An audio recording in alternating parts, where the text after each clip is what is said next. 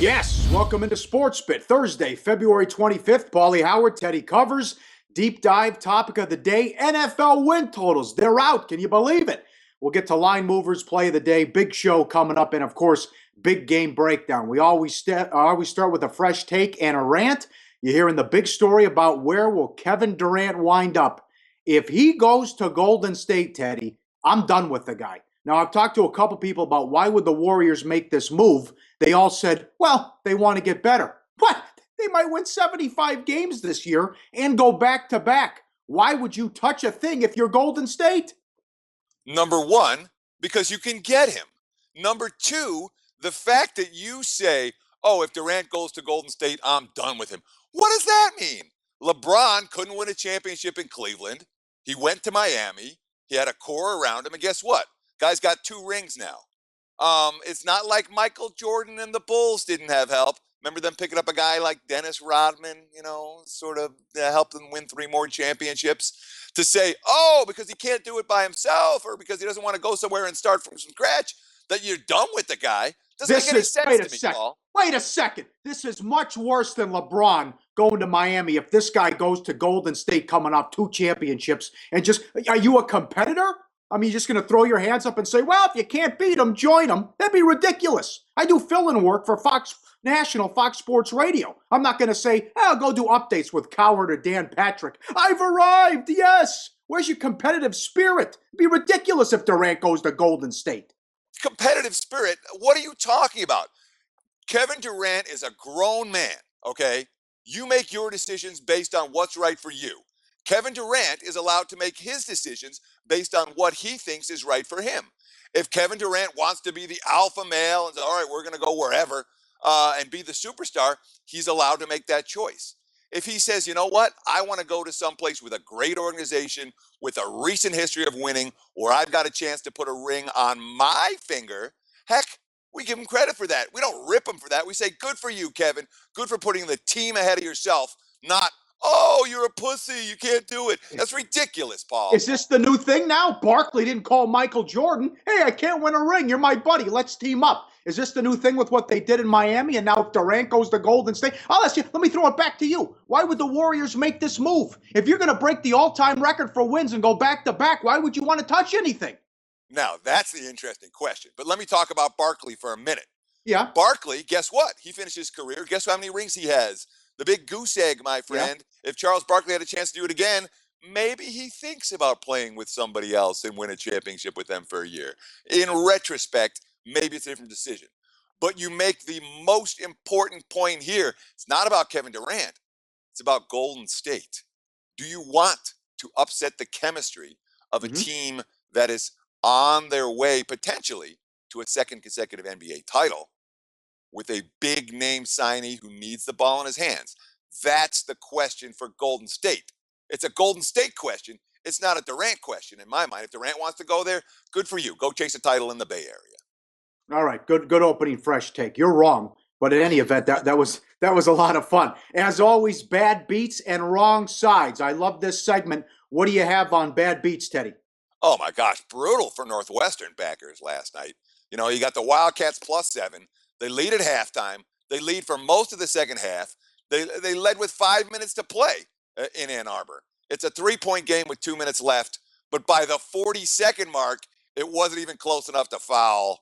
Northwestern +7. Ouch. They lose by 9. But we also have to talk about this situation, and we see it. It feels like every day, Paul. I mean, not every day, every week. A star player sits out. The team sucks it up. The opponent goes flat. All the money goes one way. All the results go the other way. Last night, of course, Derrick Rose sits out for the Bulls. The money doesn't trickle in on Washington. The money pours in on Washington. They're racing to the betting window to bet the Wizards. Derrick Rose is out. All right, the Bulls go from 1.5-point favorites to 1.5-point dogs. And guess what? Pau Gasol runs the team. He only took 5 shots. He only scored 10 points. How about this? 15 rebounds, 9 assists, and the Bulls were a +15 in the 32 minutes of action that he played. This is a common theme in the NBA. We see it all the time.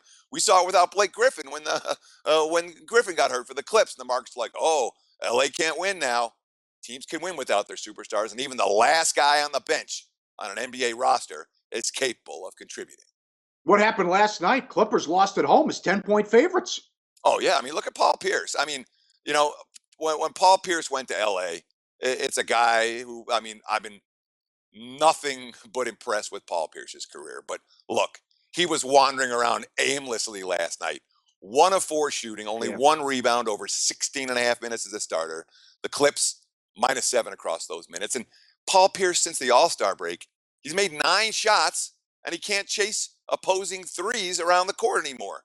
I wonder if there's much left in the tank for Paul Pierce at this stage. And without him, contributing significantly. I mean, the Clips, I don't know that we're talking about them to win a championship right now. We're definitely not talking about them moving forward. Yeah, all legitimate points. 76ers blown out again. They're not playing any defense. Iowa lost to Wisconsin. I know we talked about about Wisconsin on the show last week. They continue to win. Huge win there. And Arizona, Colorado had to have it. They're on the bubble. Arizona laying 5 or 6. They get beat outright. Yeah, and the Vols, another bad bet Mhm. last night. But we got to talk about line movers here, Paul, because there's something that is happening today that requires a sport bit moment of silence. Let's show that graphic right here, right now. Yes, that is the Brooklyn Nets as road favorites. Uh, Well, I mean, so, sometimes there are things that happen in the sports betting world that you just got to sit back with a moment of silence and fully comprehend what we're seeing. The Nets are road favorites, Paul. The Nets are 4-20 straight up on the road. yeah. Their last road win came January 2nd. Now they went on a 3-1 straight up road stretch over the holidays. Again, facing teams that were fat and happy off of Christmas dinners. They won at Boston, they won at Chicago, they won at Miami. The entirety of the rest of the year, 1 road win at Houston. That came before the Rockets fired McHale back in the second week of the season. The fact that the Nets are road favorites tonight, yeah, we got to contemplate this line for a minute. It's insane. Yeah, it shows where the Suns are at. It dropped 27-29. The lost 0-7 on that 7-game homestand. That is they're a dumpster fire completely. More line movers and market report. Money coming in on the Jazz and the under. 2 Pac-12 games. Money coming in on Utah and the over. They're playing good ball as of late. And big one for USC. They're in right now, but with a loss, they could be back on the bubble. People not buying it. Money coming in on Stanford in that one. Up next, big game breakdown. We'll get to some of the marquee games coming up, college and pro, on SportsBit. Betting insights today. All right, time for a big game breakdown. We'll start in the Pac-12. Cal laying 7 at home to UCLA. How bearish should we be on Cal? 5-0 straight up in ATS in February. 7-0 and 6-1 ATS in Pac-12 home games. Teddy, how about this freshman tandem? Could be the best in the nation. Here's another dynamic duo. Oh, yeah. I mean, this has been a team that's been way under the radar. Remember, Cal came into the season. They were a top 15 team in the preseason polls. They were a top 15 team for the first couple of weeks. Then they suffered a couple of losses early on. They started out the Pac-12 campaign. They lost 5 on the road. And they haven't sniffed a top 25 ranking since. But you talk about this duo of Rab and Brown. They have been monsters for Cal so far this season. And you might call them the best freshman tandem in the nation, but they're way underpublicized. And of course, it's brutal for Cal fans. They want this duo to play well, but they also want them to stick around for another year. That being said, Cal 16-0 straight up on this floor this season. And there are issues with UCLA when it comes to the backcourt matchups. Is Bryce Alford going to be able to get shots tonight? He's only 6'3". That backcourt for Cal with 6'5" Tyrone Wallace and 6'6" Jabari Bird. They are tough man-to-man defenders. I'm definitely concerned about the Bruins' ability to get the type of looks that they normally get when they're winning and or covering some of these road games. Yep. Game number 2, the Rockets and the Blazers. The Blazers on fire, especially at home on a 15-3 straight up run. The starting front court since the All-Star break. Remember, they lost 4 starters. This is unprecedented what's going on. They lost 4 starters. The starting front court since the All-Star break has been Aminu, Vonleh, and Plumlee. But the dynamic duo of McCollum and Lillard, as we show this graphic here, compare it to Curry and Thompson, what they're doing. Minutes, 71 to 67. Lillard and McCollum was 71. Points, 46.2 for Lillard and McCollum. Curry and Thompson, 50.4. Assists, 11.5 to 8.8. Rebounds, 7.8 to 9.1. And steals, 2.3 to 2.8. And here is the Portland GM saying a great quote here. They've been our two best passers, scorers, and shooters. And if McCollum didn't get hurt in camp as a rookie, we would have had this conversation 2 months ago. He was that good. Teddy, they're the 6th seed in the West right now. That's insane. And again, this could have been the situation 2 years ago. But when you look at those numbers from the graph, it's heresy. Oh, Stephen Curry and Klay Thompson, the best backcourt ever. Nobody's comparable. Guess what? Lillard and McCollum are comparable. But of course, no all-star burst for that duo. Lillard got snubbed. This Blazers team now 15-3 straight up, 13-5 against the spread since losing by 20 at home to the Warriors. And that run included a 32-point win over the Warriors. And you talked about that front court. They're doing it with Al-Farouq Aminu, Noah Vonleh, and Mason Plumlee up front. This is epic what Portland is putting together. And I'll tell you what, this isn't a team I'm looking to stand in front of right now. No way, no how. In my mind, again, I don't know who's going to win it, but Terry Stotts has to be the NBA Coach of the Year. Yeah, I was going to ask you that. That was my next question because of what's going on in Golden State. Then they started off with Walton, only lost a game, and then Kirk came in. If you lose 4 starters that can get the 5 or the 6 seed in the West, he's going to be under consideration. He's got to win it. No coach has done a better job, period. All right, one more. Big game breakdown continues. NBA. Spurs on the road against Utah, back-to-back. This is big, Teddy, for the Jazz psyche. They've struggled against the elite teams in the West, especially at home. Oh, they sure have. 0-4 straight up, 1-3 against the spread at home against the Warriors, Thunder, Clippers combo. The first 2 meetings against the Spurs both played in San Antonio, but they were completely non-competitive losses. The Jazz lose that game by a combined 61 points. The closer of the 2 defeats was by 25. That being said, this game's at home. They didn't have Rudy Gobert. They're incredible low post defender for either of those first 2 meetings earlier in the season. And San Antonio's coming on the second night of back-to-backs. Going into altitude, that's always a concern. Although it's also worth noting, Pops, you know what he does. 13 players got on the floor last night. 10 of them went for at least 12 minutes. No one topped more than 31. San Antonio 11-0 straight up on the second night of back-to-backs this year. That's one of those under-the-radar facts that people say, oh, Spurs second night of back-to-backs, they can't win. 11-0 straight up. They can win. Actually look at the numbers before you start spouting idiocy. Awesome information there. Up next, deep dive, topic of the day. NFL win totals are out. Can you believe it? We'll kick that around up next and the play of the day on SportsBit. Betting insights today. Time for the deep dive and the topic of the day. The world openers are available. NFL season win totals. Can you believe it? CG Technology released them today. Teddy, why? We haven't had free agency. We haven't had the draft. We're just doing the combine. Why release these so early? When you're going to be the world opener, you have to take risks. And CG, just like they did last year, they opened in February, seem very comfortable taking these risks. Why do they do it? They want to make a name for themselves. Obviously, Cantor Gaming here in Nevada has been pretty good about making a name for themselves. They've been leaders when it comes to in-game wagering. They've been leaders in terms of the type of wager sizes that they're willing to accept. And they want to be leaders for sure in the NFL win total market. So they put them up at this time the last couple of years. But of course, when you put them up this early, there's been no free agency. There's been no draft. We don't even have a schedule yet. We have a list of opponents that teams are going to face, but not are they traveling east and coming back west and that sort of thing. You don't get a sense of this part of the schedule is tough, this part's easy. We have none of that. So CG's just putting up numbers. They want to generate revenue. They want to generate handle. It's all about getting bettors to deposit their money in that sports book. And that money, of course, won't get paid out until next January. So that's the advantage. You get a reputation for being a market leader, and you get to hold people's money for a long time. That being said, There might be a weaker number or two on this list, just like there was last year, Paul, when Yep. CG opened first and they opened the San Francisco 49ers at 8.5 wins. It was the single worst number for any team I saw all year, and they took a bath on that when the 49ers closed about 6.5 wins, and all of that cashed. How does this also affect the marketplace?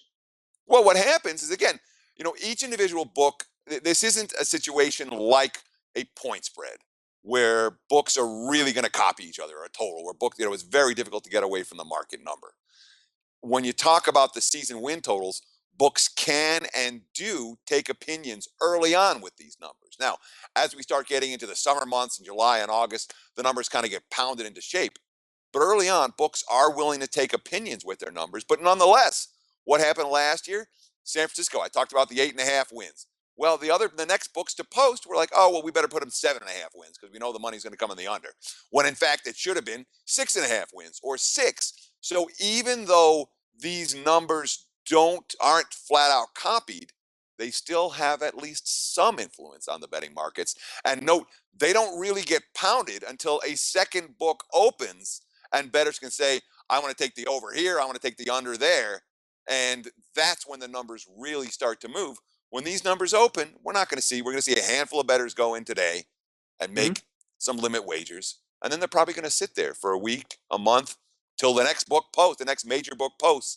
And usually this marketplace really starts getting fleshed out immediately after the draft, because then you've already had free agency, you already had draft, the schedules are announced. So that late April timeframe is when this market starts to mature. Crazy when you're talking about like Major League Baseball season wins, where the market's barely maturing now, a month before the Yeah. season, or 5 weeks out. The NFL marketplace starts to mature in like by the beginning of May. You're not finding significant disparities between one book and the next. Your record is off the charts the last 10 years. Why do you think this is such a good bet to bet NFL win totals? I mean, I love NFL win totals simply because there's lots of info that you can use. And what I feel my edge has always been is truly analyzing the strength of schedule. When you look at the standard strength of schedule metrics, where you're going to look at for opposing teams, you're going to see what opponents' one-loss records were last year. It's irrelevant what their record was last year. So I try to make a true strength of schedule based on this year's season win totals. And then I factor in my own powering numbers on whether teams underachieved or overachieved based on their hard numbers from a year ago. So it takes a lot of math. It's something I work on all summer, Paul. But you know what? By the time July and August rolls around, I usually have a pretty good idea of what teams are going up and what teams are going down in the Yeah. NFL. And obviously, it's something that's worked out pretty well for me in recent years. Yeah. Thanks for the hype. But this isn't about my hype. This is about giving picks, man.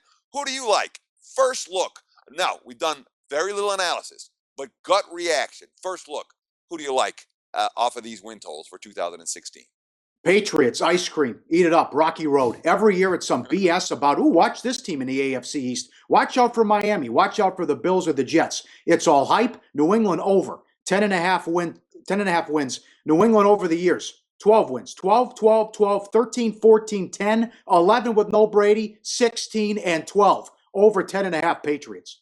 You gave an over 10.5. I'm going to start with an over 6.5, Paulie, and I'm going to take a look at the Tampa Bay Buccaneers, a team with a new head coach, a team with an emerging star at quarterback, a team that's loaded with skill position talent. Their offensive line is strong, their defense is solid, their schedule is reasonable, and 6.5 wins. We saw Tampa made a 4-game improvement this year. I'm not going to say they win 4 more games in 2016 than they did in 2015, but I am going to say that this Bucs team looks to be improving. Over 6.5 at first glance makes a lot of sense to this better. Okay, and one more. We, at least from me, we agree on this one. I think Chip Kelly's a good coach. He started 10-6 and 10-6 in Philadelphia, and that's with Foles and Sanchez. And look at what Foles did in St. Louis, how he struggled. I think he'll be able to fix Kaepernick. And five with the 49ers? I know it's a tough division, but I think Chip's a great coach. Go back to the dual threat. Let Kaepernick run. Maybe use something with the pistol like they had Roman abandon the pistol for whatever reason with Kaepernick. Make him a dual threat. Work on his mechanics and his throwing motion. Over 5 with the 49ers. We've done 3 overs. We got to put an under in here. How about Yeah. the defending Super Bowl champs, the Broncos? You remember that team? They went 9-3 in games decided by a touchdown or less. They were tied for the NFL lead in non-offensive scores. They go into the offseason with really a huge question mark at the quarterback position. You know, that team's not winning 10 games with Brock Osweiler at QB. He wasn't that good in replacing Manning. I've got questions about their offensive line. I'm still no Kubiak fan. Nine No. and a half looks high. Let's take the Broncos under the total. And again, first leans, first thought process, but here are some legitimate opinions. Very good. You had a winner yesterday. It's time. We had a winner yesterday, but you had a good breakdown. It's money time. Play of the day. We'll go out to the Horizon League today. Northern Kentucky. Pick 'em against Cleveland State. Their first year in the Horizon League, 9-18 and 5-11 in conference. But hey, they're playing hard. They're fighting. Unlike Cleveland State that has quit. We'll go with Northern Kentucky. Pick 'em in this one for the play of the day. We're back tomorrow. Oscar talk, Big Short, Revenant, Spotlight. Who's going to win Best Picture, Best Director? We'll get into all that coming up tomorrow on SportsBit. Betting Insights today.